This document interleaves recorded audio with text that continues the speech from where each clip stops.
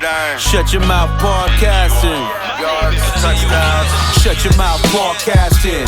First round draft pick. Believe we got stats, kid. Quarterback sacking. 100-yard dashing. So tap in for the action. Welcome to the Sim Podcast Show. I'm your co-host Eric, and I'm always joined by my co-host Ron. What up, Ron? What's going on? You know what we do? We talk about the National Football League on a weekly basis, including the playoffs. And this is episode 115. Ron, first of all, we had a 2-week layoff. Yeah, we did. And it wasn't intentional because we had technical difficulties, and then I went away. So right. So this is episode 115. We already did 113 and 114 in our heads. Yep. Ron, how was the New Year? How was Christmas? All that, because we missed it. Yeah, it was good. You know, relaxing. Didn't do much. Had some family in town for Christmas. And then for the New Year's, it was just us. You know, we were in the house, my wife, my son, FaceTiming like family. And, you know, by like 12:45, we were in bed for the most part. So it was quiet, you know, and that's, I think, you know, at our age, I think we'll quiet's good. I think we'll take quiet. Yeah, I agree. When you're like in a quiet place and you know your family's safe, you actually have more fun than going out. Oh yeah, spending all your money, your hard-earned money for like a couple hours maybe. Yeah. And let's face it, like at my age, you know, I'm usually in bed by like 10:30 anyway. So it was like it took extra effort to try to make myself, you know, stay awake for 12 o'clock. I considered taking a nap earlier in the day and everything, but I didn't end up doing it. I just kind of powered through and made it. That's what you got to do. Ron, we didn't have 2 episodes because of the technology difficulties, but the Steelers are in the playoffs. Yep. How do you feel about that? I feel pretty good. I think we're in a good situation right now. I know, and we'll talk about like when we talk about the season, how it went. I know the last couple weeks have been tough, but I think the goal was to make the playoffs, and we're in the dance, so that's a good thing. And I think, you know, as far as like the matchups, you know, I think we're in a pretty good position. I think we match up well, obviously, with the Ravens.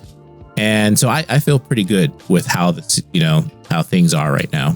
I know a lot of people are down and worried and anxious and stuff like that. I feel pretty confident, pretty good. That's good. I like the sound that you're very upbeat. You're very upbeat. So what do we have in this episode? We're going to do our NFL news. We're going to do our team season review. And then we'll get into the new Wildcard tournament. And that should be a lot of fun. But first, let's talk about the obvious, because we weren't recording, but the coaches being fired. Are you surprised by any coach being fired? Not necessarily. I was, I guess, surprised a little bit about Mayo, because the news were like over the last few weeks have been all over the place, right? There was some reporting that Mayo was going to for sure be back for next year. He was part of the plan. And then, you know, we're reporting like, okay, maybe he's not so safe. So I guess that one is a little bit surprising. Pierce, you know, I think it was a little bit surprising there too, just because I don't think like his team was set up for success. No quarterback at all. Dealing with the Davante Adams situation and having to like trade him.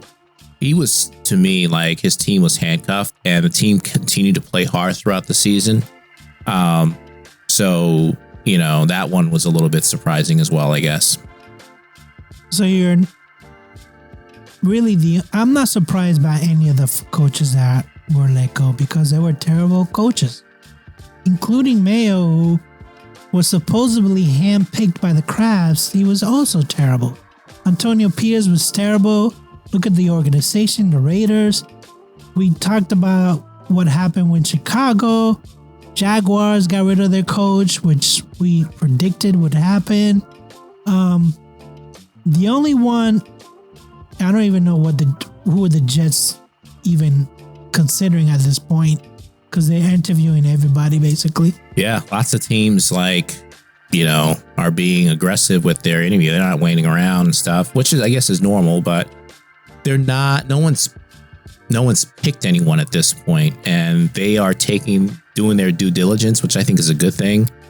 And going through the process of interviewing people. Mike Vrabel is like a hot candidate, if you will, for the Patriots and the Jets and so on and so forth. But they haven't, I think it's a good thing that they haven't,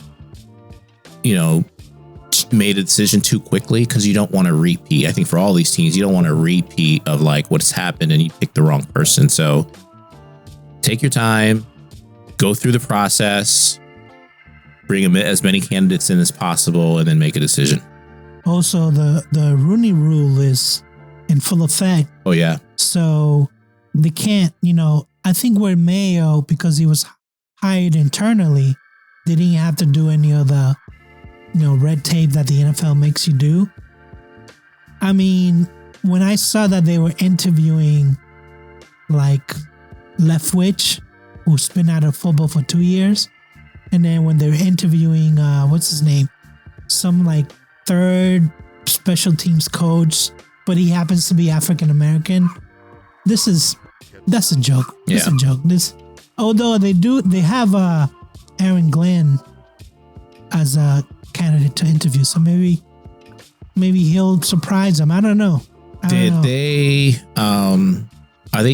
looking or trying to talk to Ben Johnson at all? Well, they haven't gotten permission, so I guess when all these teams are in the playoffs, you have to ask permission to interview. Yeah, but I know he's been lined up already to talk to teams. I think anyone who is, I don't know what the rule is. I know they made a change, but I think if you're in the playoffs and you have a bye week, which Detroit does, then you're able to go sit and interview. I could be wrong about that, but I mean, I can see some flexibility with that, but Brian Flores, he can't interview until after the playoffs, so it is what it is. I'm just saying that putting this charade of like, oh, we know it's Mike Vrabel. There's no. Is that what? Yes, we know it's Mike Vrabel. I mean, You even don't think he'll go to the Jets or something? Just say, okay, Jets offered me something. What? If the Jets were like, if they pull the trigger quickly and say, okay, we want to offer you something, you think he'll take it without waiting for the Pats? Or? Well, the whole reason why Mayo got fired right away was to appease the Vrabel and to make that process a little bit faster. Because of course, if you don't want Vrabel on the Jets for the next 5 years, whatever time frame. So yeah, listen, it's all gonna fall into chips, but we'll talk about it when we do the team review. But it is gonna be Mike Vrabel, in my opinion. Would you be happy with that? I'll be ecstatic. That he should have been fired. Should have been hired the year before. Yeah.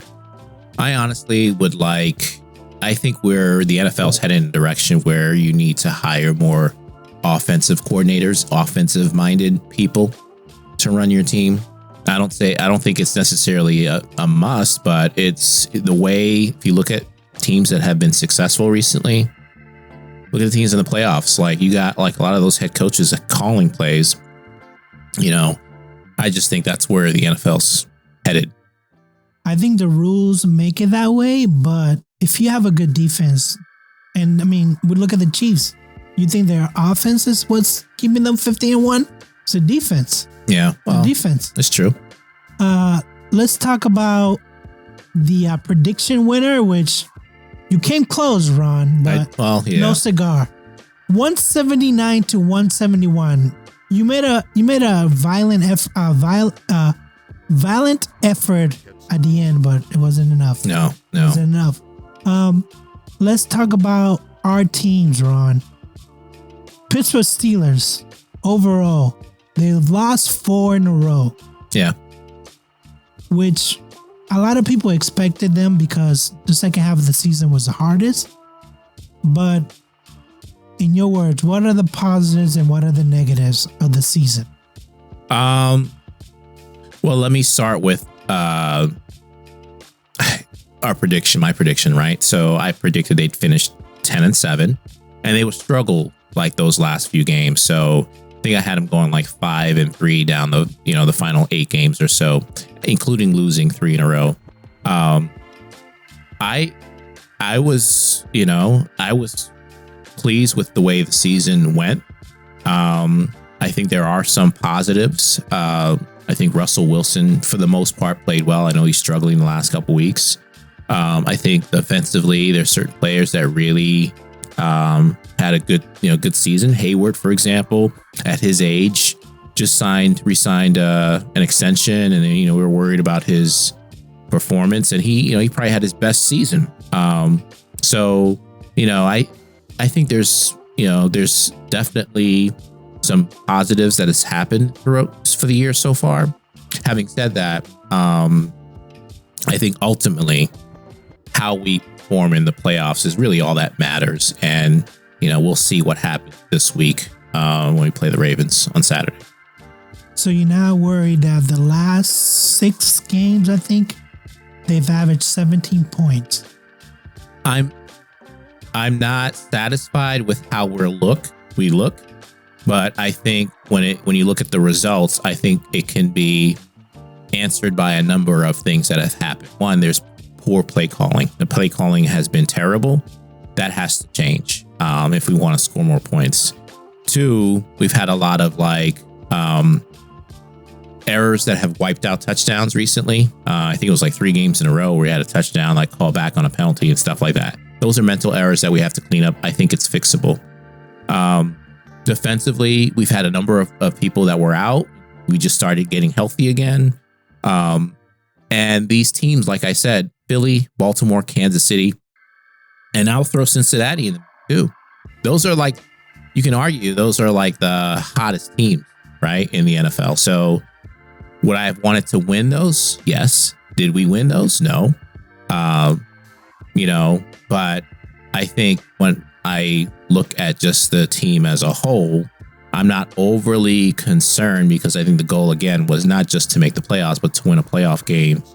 And I think if we can just clean some things up offensively, they potentially can do that this week. Well, and we'll review that matchup against Baltimore. You could have won Saturday's game, though. Yeah, that's what I'm saying. With that, even Cincinnati with defense was not good. Horrible game plan, right? And Tomlin was questioned repeatedly about this, and his answer was not good. But we kept running into a 5-man front, 7-8 people in the box, and they didn't adjust until the fourth quarter. And by then the game was over.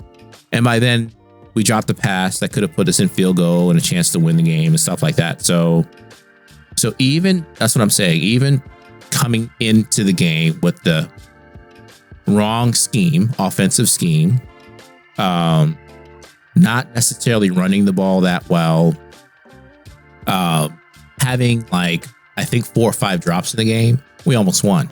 So if you want to focus on the negatives, which I think a lot of fans have, the media has, and stuff like that, you're going to say, oh man, this team is not that good, which I think they're not that good. I think they're okay.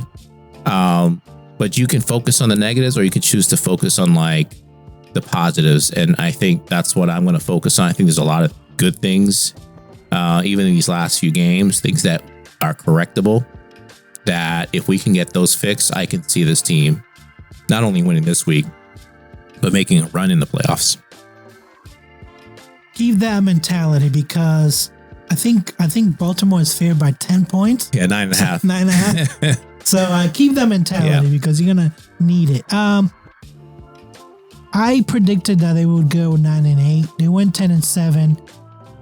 There was some games that they should have won, especially Cleveland.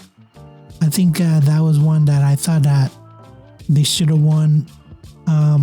but everything else was, they had a great first half, and then the second half they kind of faltered a little bit. I'm a little concerned that the drop off from first half, they were almost 30 points a game. Second half, it dropped to 17. Now, Pickens hasn't played in a lot of those games in the second half. Yeah, he was hurt. He missed a couple games. But he played on Saturday, right? Yeah. So what happened? Just his head's not been in it the last couple weeks. So, a combination of things, right? He's not getting enough targets. That's number one. That comes to offensive scheme, right? That needs to improve. And then number two, he just hasn't really been in it. This past game, he was so frustrated. I think he had one target for 0 yards in the first half. What? I mean, he's your best receiver. You're only giving him one target in the first half. We can't sit here and say that no other receiver would be frustrated, pissed off, and their mind wouldn't be in it. But you think that the other team just double teams? Hey, he's the best receiver. No, it wasn't about double. It was just a horrible game plan. I'm telling you, Tomlin and Canada went in there and they got drilled. I'm sorry, Arthur Smith. I'm stuck in Canada. You got PTSD. Seriously. Arthur Smith and Tomlin got questioned repeatedly about this week. Why didn't you make any adjustments, especially after playing Cincinnati just 5 weeks before and putting up 40 points, right? And that was letting Russ cook. I think they ran only maybe 10 times that game. Why would you come in with a game plan where you put up 40 points by passing the ball and say, you know what, I want to run the ball. I don't care if it's not working. I'm just going to keep doing it and trying to keep grinding. And Tomlin's answer was horrible. He was like, oh, we were trying to keep possession of the ball and keep the ball out of Burrow's hands and all this other stuff. And that's just living in your fear, which Tomlin always does. It's just poor game planning, poor coaching, poor coordinating. I don't know what you want to call it, but I think the coaches really let them down with their game plan for this game. That's all I can say. Let me play devil's advocate. If you guys lose this playoff game on Saturday, was the year successful? No. So, and I've talked about this a lot already this year. One, we have to win a playoff game. We haven't won in 8 years. This would be 9 years. If we don't win a playoff game the year, I don't care what the season looked like. Especially now since we've lost all these games in a row, I think the pressure is going to be really high. The noise is going to be high for Tomlin I don't think he's ever going to lose his job, but I think he's going to be under a lot of pressure that the ownership is going to be under pressure to make some major changes, take away some control from him, when it comes to hiring decisions or whatever. I don't know what else they can do if they don't, move on from him. But, and then if they go out and win, then great. But if they go out and have a stinker, there's gonna be a lot of noise. But like I said at the beginning of the year, why the hell would you extend him, before the season started? That made no sense to me, right? The guy hadn't done anything, but instead of waiting to see how the season turned out, you offer him an extension, and extended his contract, which a lot of fans were not happy about. Here we are again, looking okay, it could be one and done again. And we're kind of just stuck in this mediocrity basically with this team. So, yeah, I mean, I'm not part of the negotiations and we're certainly not in that room. I just feel like Jerry Jones wants to see results. So he was like, I'm going to wait until the season's over, whether I'm going to keep Mike McCarthy or not. And it worked out fine. He waited till the season's over and he said, okay, you can come back. I don't know why the ownership of the Steelers doesn't do that. Especially after last season, how it ended. Rooney being interviewed and talking about how things need to change. We need to score more points and all this other stuff. Our offense needs to be better. And then you go into this year And you can argue that the offense, in some cases, especially when it comes to running the ball, they're like at the bottom of, their rush attempts, they're up there. But in terms of like performance, productivity, they're at the bottom of the league with running the ball. Points scored, like you said, the last few weeks, they're not scoring. So why, as an owner, would you say, yeah, I need to see some results and all this other stuff, but then extend him? And now you're in a position, well, he's still got like another 2-3 years on his contract. There's nothing you could do at this point. Yeah, it's very, very strange. Let's talk about the New England Patriots, because we weren't here. We didn't do a show, but they had the number 1 pick, the number 1 draft choice. And they decided to win the game. Yeah. And then immediately after the game, Mayo was let go. Which, listen, I'm perfectly fine with it. He was a terrible coach. You and I hit it right on the head. We predicted 4-13. They ended 4-13. But like you told you earlier, the difference was 4-13. Are they improving? Are they heading in the right direction? 4-13, there was no change. They got even worse. And now things are coming out about like he wasn't disciplining players. He was playing cards, coming back from games. Basically, he wasn't inexperienced, basically, when it comes out. Inexperienced. And Robert Kraft is up there in age. He's like Arthur Smith now. He's just like, I don't have time. I don't have the patience. Yeah, he took the blame, right? He took the blame because apparently he picked this guy like 5 years before he was hired. He actually said, hey, like back in 2020, he said, you should be part of the Patriots organization. See how things are run. And that caused a lot of friction, Bill Belichick. And I'm not mad. However, having said that, there were some bright spots. Drake May came to his own. Gonzalez is a real player. And that's about it. Because the first round receivers that he drafted were not, except maybe for Butte, but he was from last year.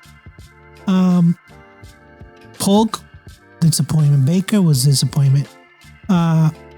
Douglas was good, but he's not gonna, take the top off the defense. So I think there's so much room for improvement.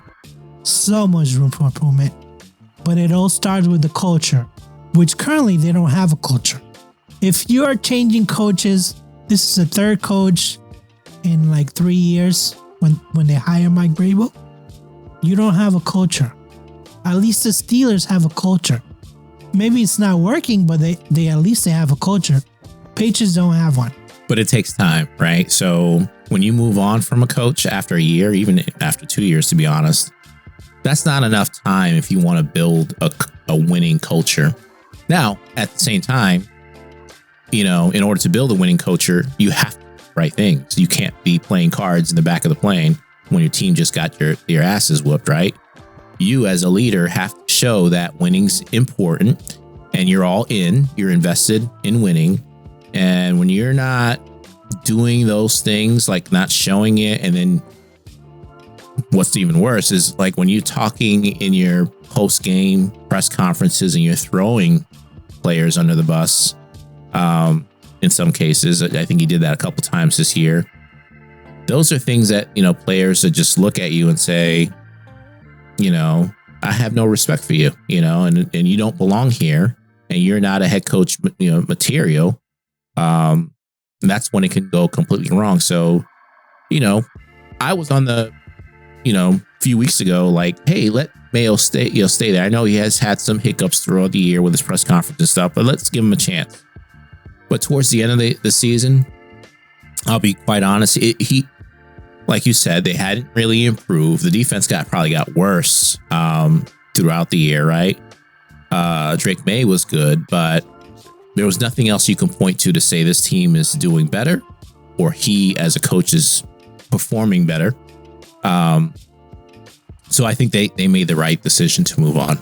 I think so too. And there was a lot of backtracking. There was a lot of like, hey, Ramondre Stevenson fumbled twice in this game.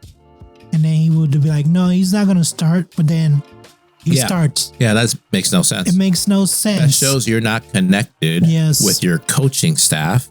Yes. You're not speaking to each other. You're not all on the same page.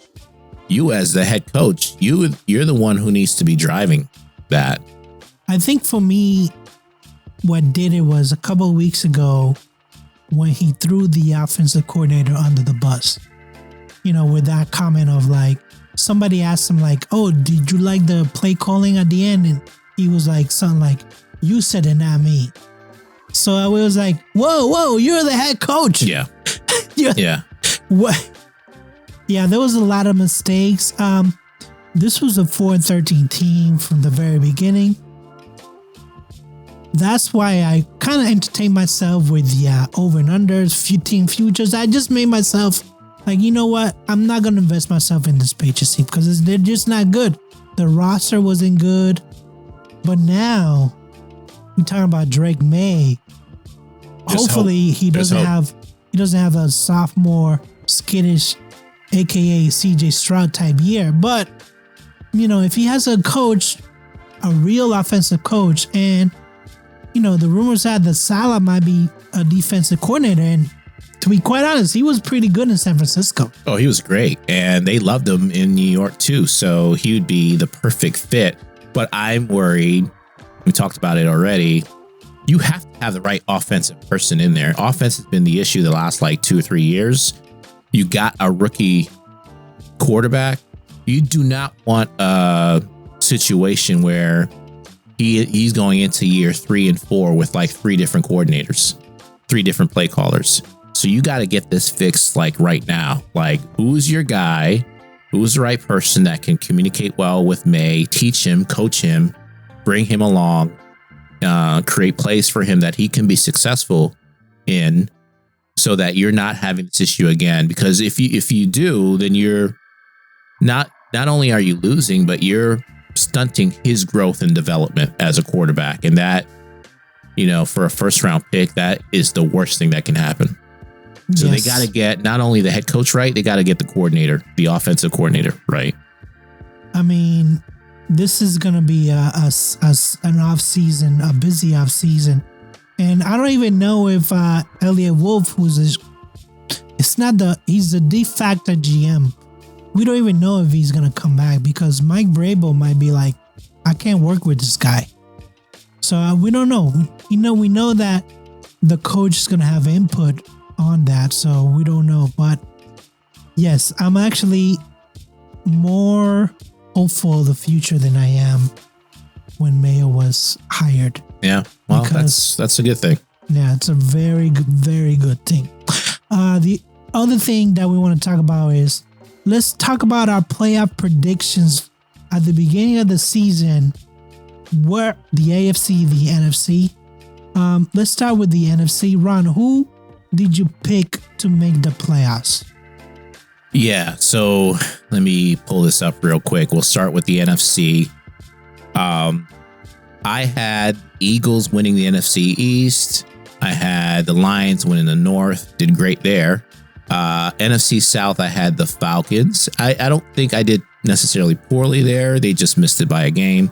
NFC West, I think everyone missed. I had the 49ers winning there, and obviously the Rams, clinched the West. And then for my wild card teams, this is where it kind of got ugly. I had the Bears, I had the Cowboys, and then I had the Packers that made it. But in actuality, it was the Vikings, Commanders, and Packers that made the wild card teams.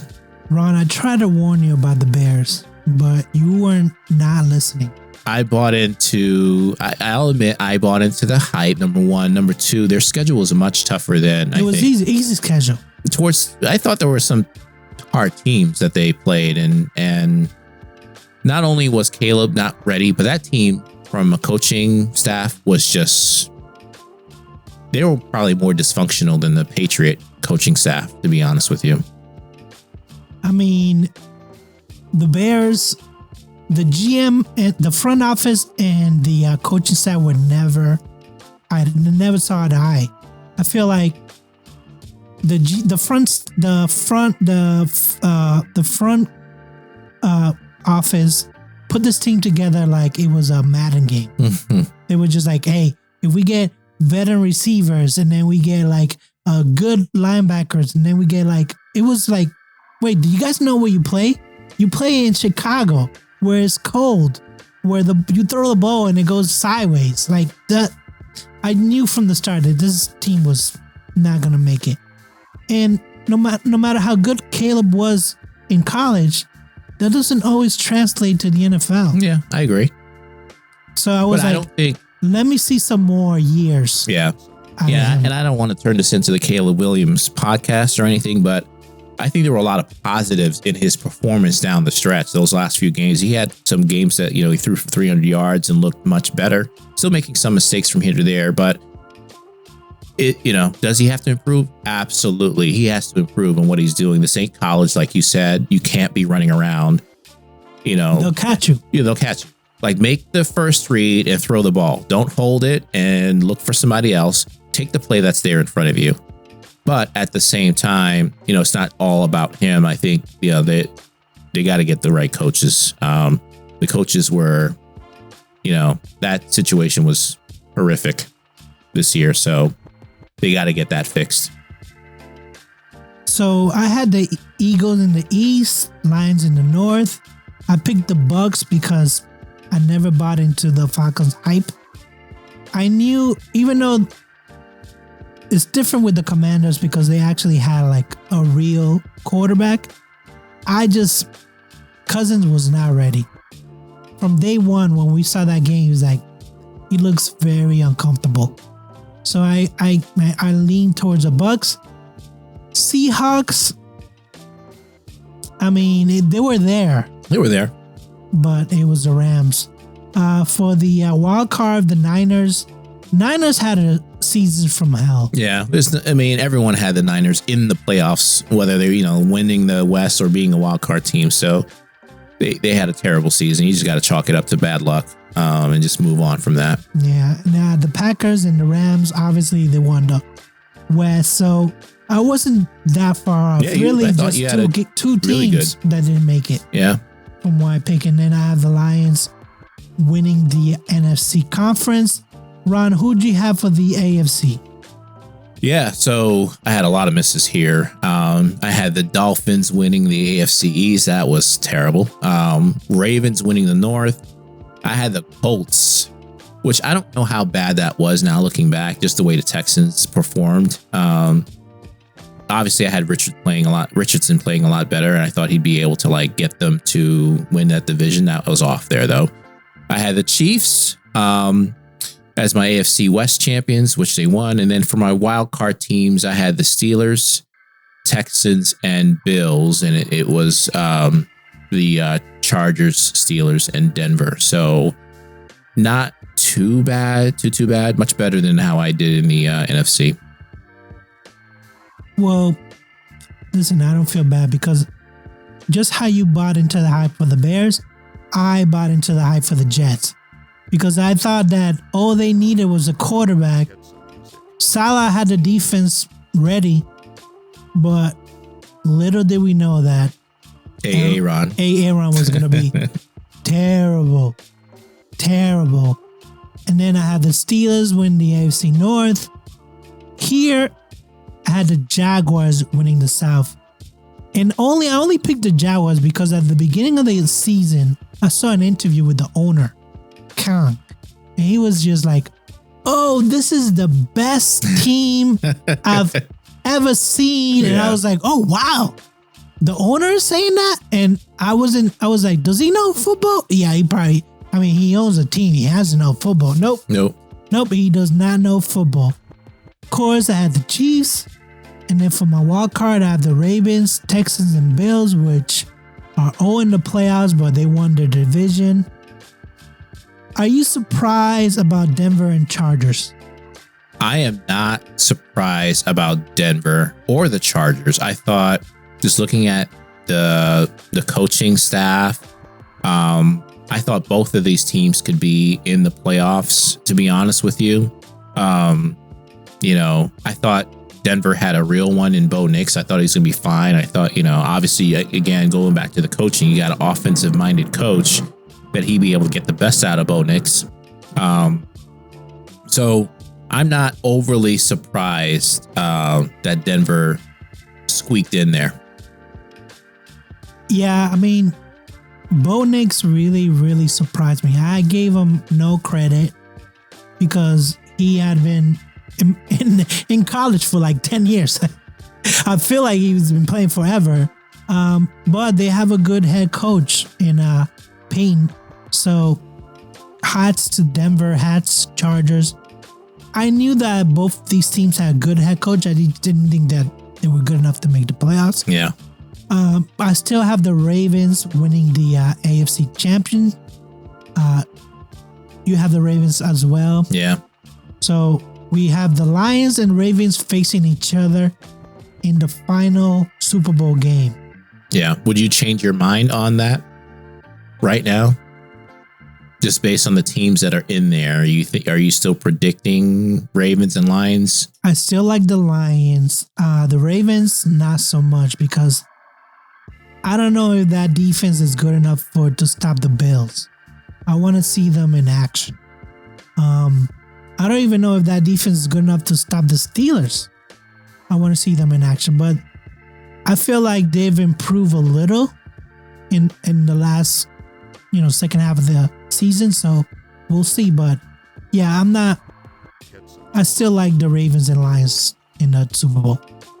Yeah, I got the Lions in there for sure. In the AFC, though, we'll get to our picks. I do not have the Ravens. I think their schedule and the teams that they are going to have to match up and play is really tough, just based on the way they play, the style of game that they'll have. So I think the AFC is up in the air. I think anything can happen outside of like the Texans. I don't think the Texans have any chance whatsoever. I think Bills probably have the strongest chance, and the rest, I think it's really up in the air. Well, let's just jump into it. Let's go into the Wildcard Weekend, because the games are set to start Saturday at 4. This is like the 11th, maybe the 10th year that the Texans have played on a Saturday schedule. I don't know what that tells them about the Texans, but we'll start there. The LA Chargers at the Houston Texans. When I did this spreadsheet, the spread was 3 for the Chargers. 43.5 is the over and under. Ron, what's your prediction? I am going with the Chargers here. Houston has not been playing well. CJ Stroud, as you mentioned, has had a sophomore slump. More importantly, they've had a number of injuries at the receiver position, which I think is going to impact them down the road. So now the Chargers are a team that won't necessarily put up a lot of points, so I can see them losing here too. I got a close game here. I got Chargers winning 20-17. I think the defense is going to be the difference for the Chargers. I think they'll do just enough offensively to win the game against Houston. Yeah, I also have the Chargers winning. I used my KISS method, and I just said, who has a better QB? Chargers. Who has a better coach? Chargers. Who has a better defense? Chargers. So it was like, okay, you're making it really simple. Yes, I agree with you. Chargers don't score a lot of points. They're going to keep this game close, but I have them pulling it off 21-17. CJ Stroud, he had the jips. I don't know what's going on. He doesn't look himself. I do like Mixon a lot, but I don't think Mixon by himself is enough. I think that Harbaugh is going to have the team ready, even though it's a road game. I still have the Chargers pulling it off. And if the Chargers win, they're basically a wildcard team, so they're going to be on the road no matter what. And we'll skip the Pittsburgh game. That's a Saturday night. We'll go into Sunday. Denver at Buffalo. This is a 9-point spread. 47.5 is the over and under. And let me just say that it's definitely the Chargers-Houston game. I think they'll go under. Denver, Buffalo, 47.5. Ron, what's your prediction? Give me the over. I think both of these offense can go off. And I'm going to surprise you here. I just talked about the Bills and how they have a good path to get to the Super Bowl and probably could be seen as a favorite. I'm going with upset here. Two things. One, Denver has had a good season. Their defense is really good. Bo Nix has played well. I think their coach is going to have them ready, prepared with some plays to score points. I also think Buffalo is going to score points, but it's going to take a little bit for them to get going. The reason I'm pulling an upset here, and I know this game's in Buffalo. I know it's a 9-point spread, but I can argue that Josh Allen he's been off for 3 straight weeks, right? He didn't play last week, right? He didn't play against he started like one series. Okay. And not even one series. He did like one play and he was out. Yeah. And then if you look at their schedule, and I'm pulling it up now, I mean, you can argue like he's had a bye week for 3 straight weeks because they played New England, right? They had the Jets and then they had New England. So, I mean, that competition that they've had for the last 3 weeks has been so bad, right? And I know he played okay and didn't have to do much because those games got out of control, right? But I have a feeling they're going to start off a little bit slower than people think. And I think Denver is going to come out and surprise people here. So I'm going with a sneaky upset here, 33-30 Denver. Oh, wow. Wow. And mind you, I've changed this, like, I went back and forth. I just want to say this, like, at least 4 times. Because it's so hard to pick against Buffalo at home. You would think they'd come in mentally focused and prepared, and I think they will be. But I think, like I said, the competition that they've played the last 3 weeks is almost like having a bye week. And if you're not prepared to face a really good team, and I'm not saying Denver is a very, very, very elite team, but they're a decent team. They're in the playoffs. If you're not mentally focused and not ready, and you haven't seen that type of competition, you can get off slow. And I think, Denver, they're going to throw everything at Buffalo. And it's just a feeling I got. That's why I'm going with that. No, 33-30. That makes total sense. Total sense because, again, using my method, who has a better coach? Denver.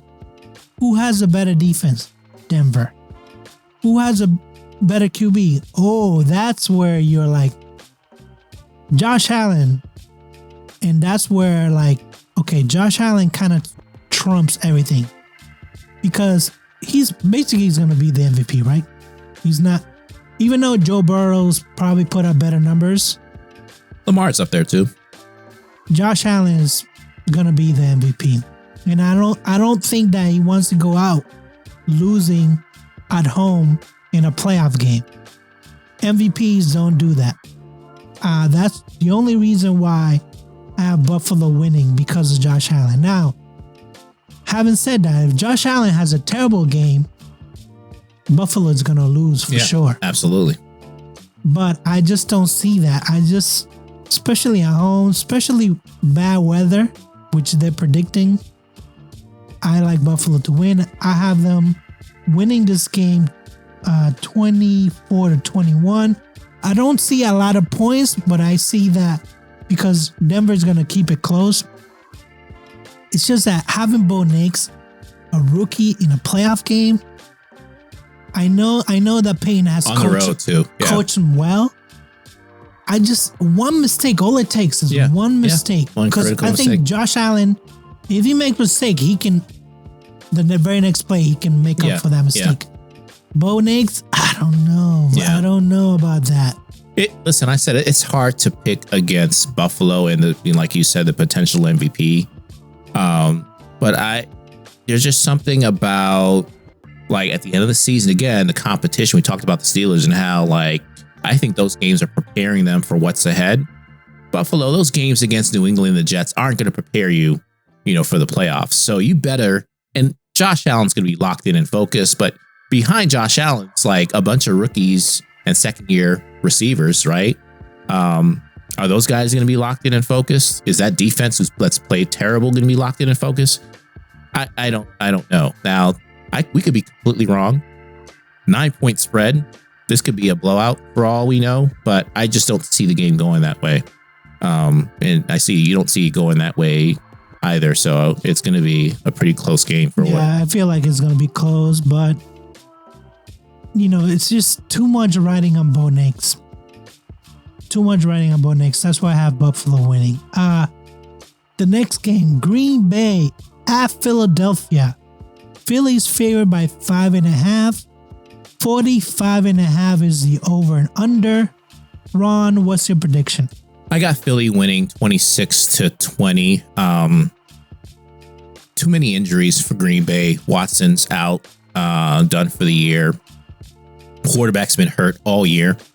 And I think he's questionable coming into this game. So Malik Willis? No, the starter for Green Bay.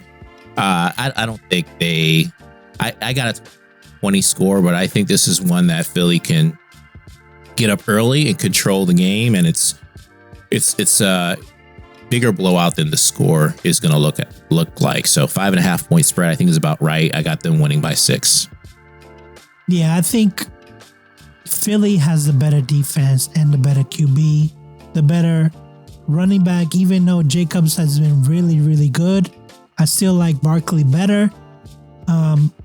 Like you mentioned, Love just hasn't been the same. He just lost Watson. So Reed, he can show 1 week, but not the next. So I don't know what they're going to get out of him. I like this Philly team to win. Like you said, maybe win by a lot or get in front and just run the ball. I heard some rumors about Jalen Hurts is not 100%. He's not. It's the playoffs. Mm-hmm. Come on. Nobody's at 100%. So don't give... I feel like the excuse train, like, he's not 100%. He wasn't 100% last... It's the playoff. No one's 100%. But he hasn't played in a couple weeks, though. So that's one thing, I guess, that's in Green Bay's favor is like Hurts has been in the concussion protocol and he hasn't played in a couple weeks. So we'll see. Yes, we'll definitely see. Okay, Ron. Washington at Tampa Bay. Tampa Bay is favored by 3.5. The over and under is 50.5 points. What's your prediction? I'm going over that 50.5 points. And I went back and forth with this. I think this game could go either way too.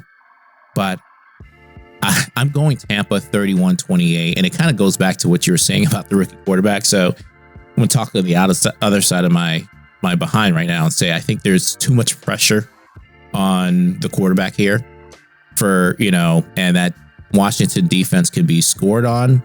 And Tampa, when things are clicking, and I'm not saying things are clicking right now, but they got a lot of weapons, right? Evans is good. Irving is good. Mayfield is a trustworthy quarterback. They have a good tight end.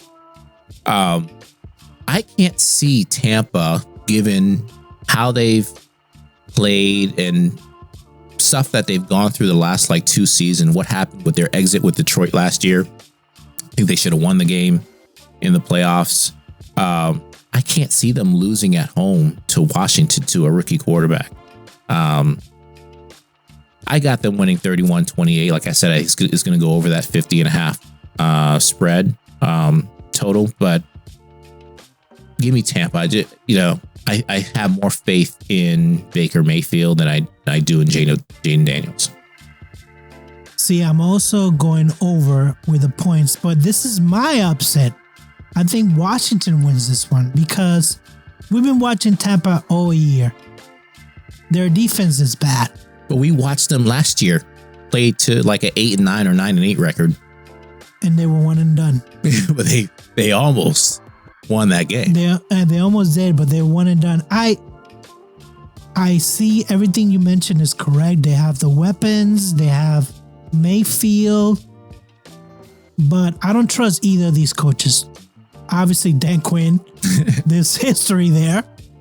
But Todd Bowles has let me down. He's supposed to be a defensive coordinator, defensive, guru.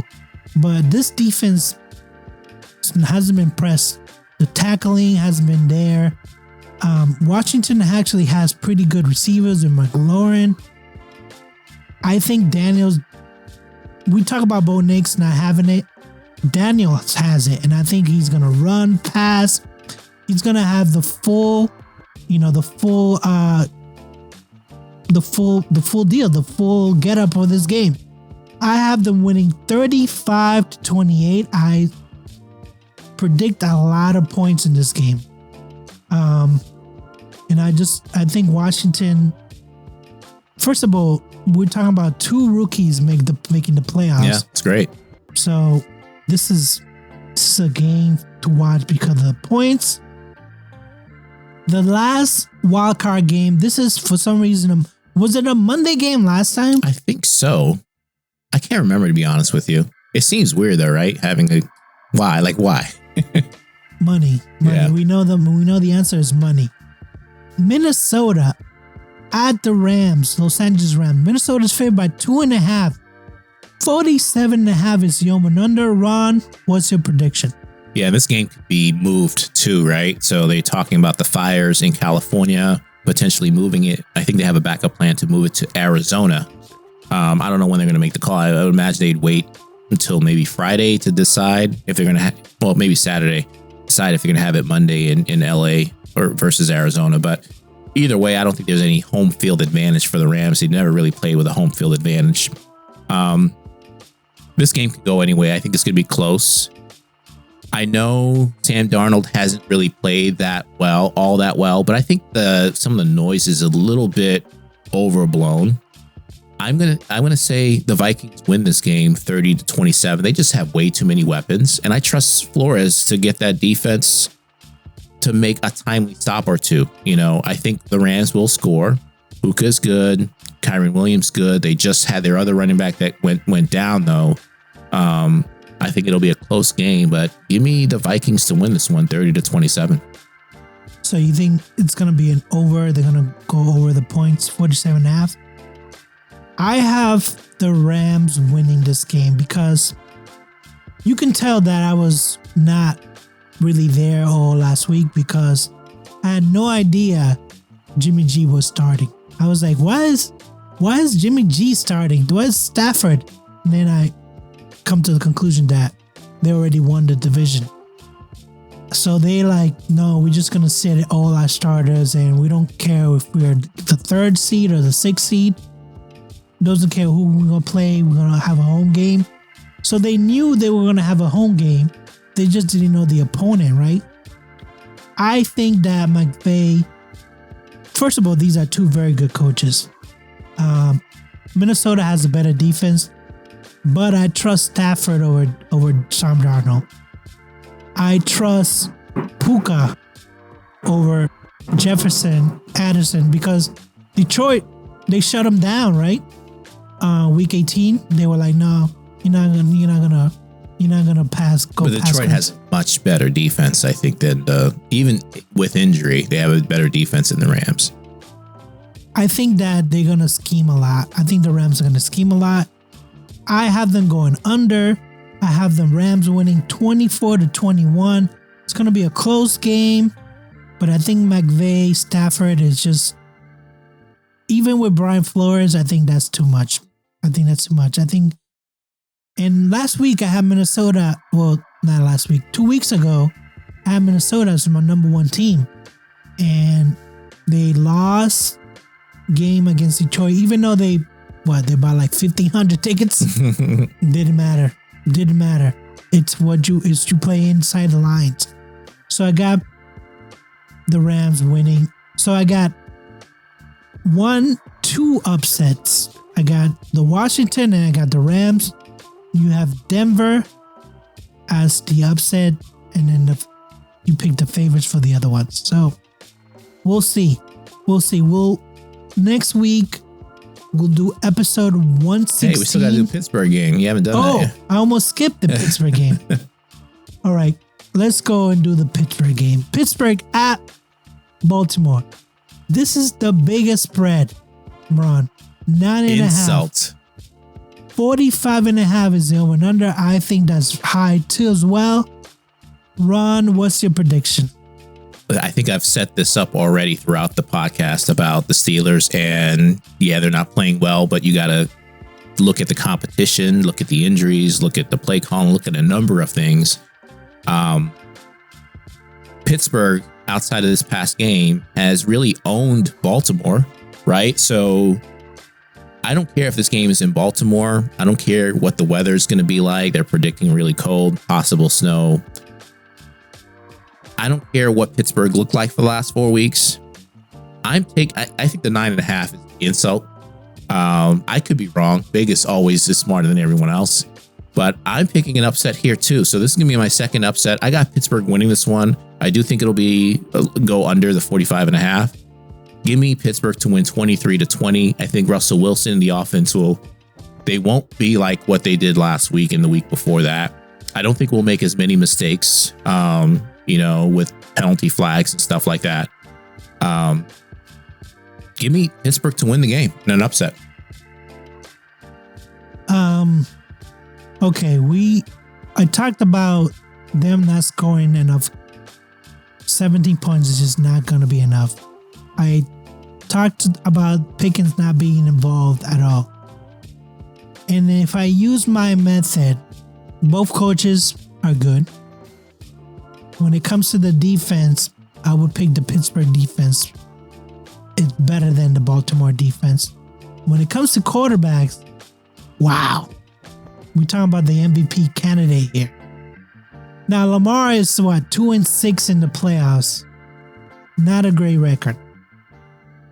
So you saying that he's going to go 2-7 in the playoffs? I just don't see that happening. I have Baltimore winning 28-10. Wow. I think that 9.5 is about right. Whew. Okay. I don't trust Wilson at all. Against good competition, I don't trust him. And this is pretty good competition. Yeah. The last game, Baltimore won by 17 points. I think that So what happened? Well, Fields was playing, Wilson was playing, Pickens was involved. I think that you guys were on a run, and Baltimore wasn't ready. And we know Baltimore wasn't ready because there was multiple weeks where I was like, no, they're not a top 10 team. No, they're not a top 10. Finally, they got it together in December, and they were like, no, we are this juggernaut offensive team.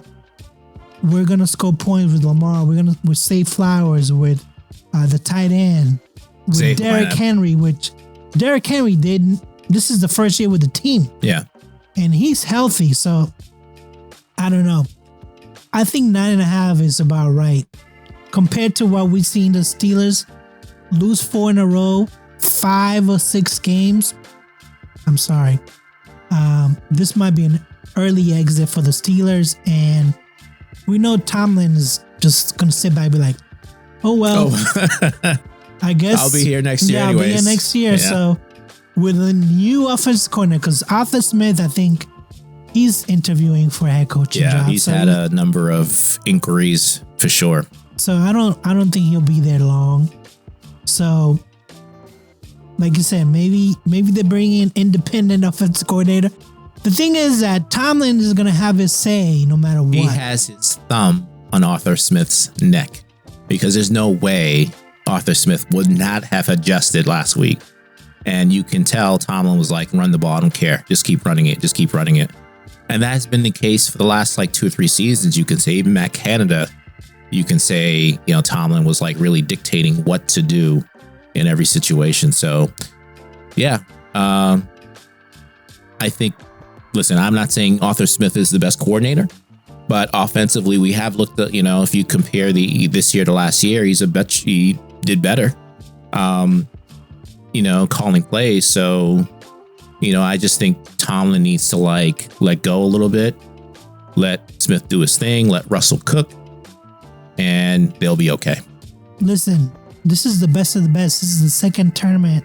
So none of these teams, for lack of a better word, basically have a weakness. Yeah. This is the best of the best. So we're right around. So next week, we'll do episode 116. We'll talk about the division choices, the division playoff scenarios.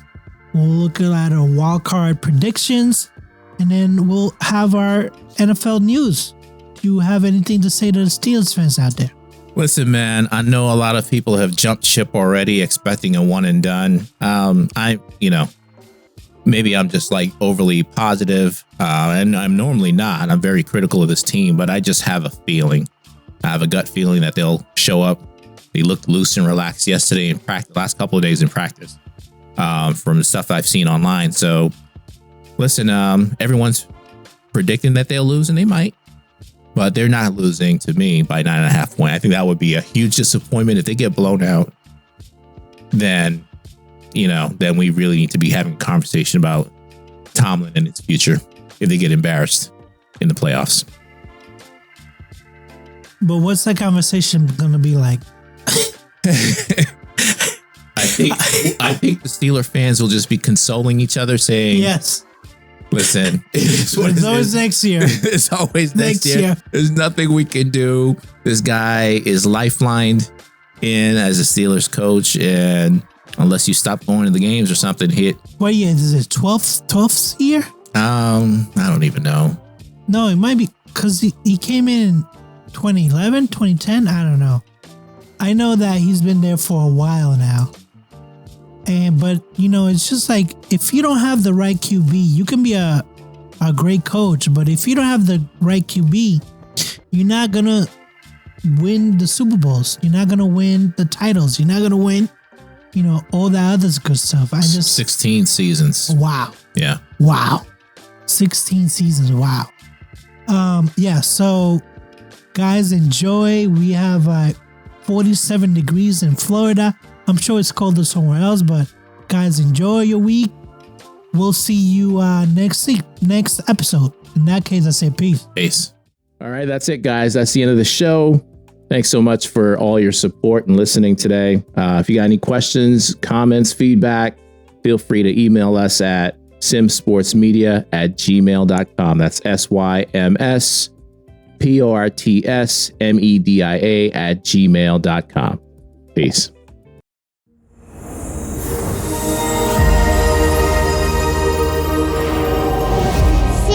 Podcast Show.